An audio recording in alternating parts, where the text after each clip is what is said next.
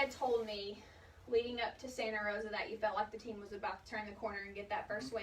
And then last week you told me it was because how they looked in practice. So how did practice look this week, especially with the bye week? Oh, it was a good week of practice. The bye week's a little less intensive, kind of just heal up, and then this week we get back at it.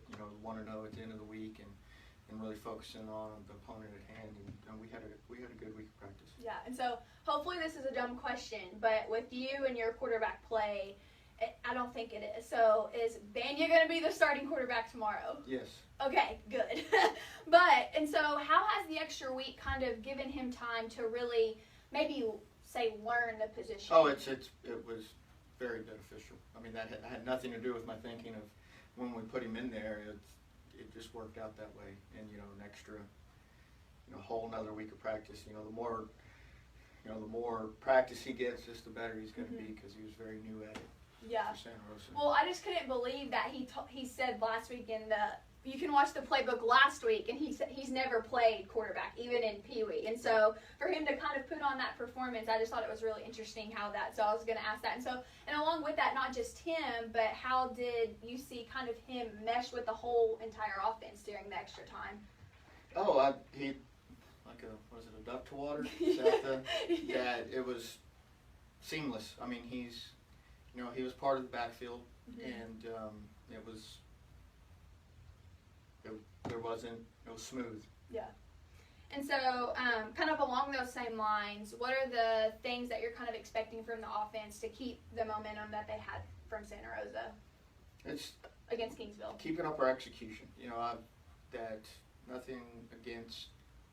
We've played some good teams, and I really think about us and that executing better, and I thought we were like I said, we were close, and it was just little things here and there, and then that we can't take a step back, that we can't start having those little mistakes again like we were having.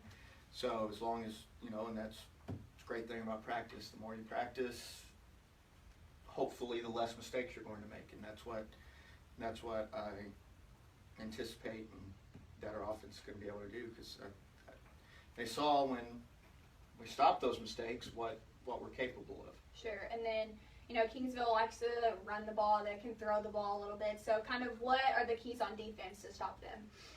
It's doing your job. I know I say that a lot, but it's reading your keys and doing your assignment. That if I'll do that, then there shouldn't be. It makes it very hard on the offense. Yeah. And they have very talented running backs and a couple of receivers that, but if we do our jobs, then the defense is going to play well. Yeah, and so then this was the last game before going into the district season. So, you said not taking a step back from the little things, but is there anything on both sides of the ball that maybe you haven't seen that you would really like to see before going into district?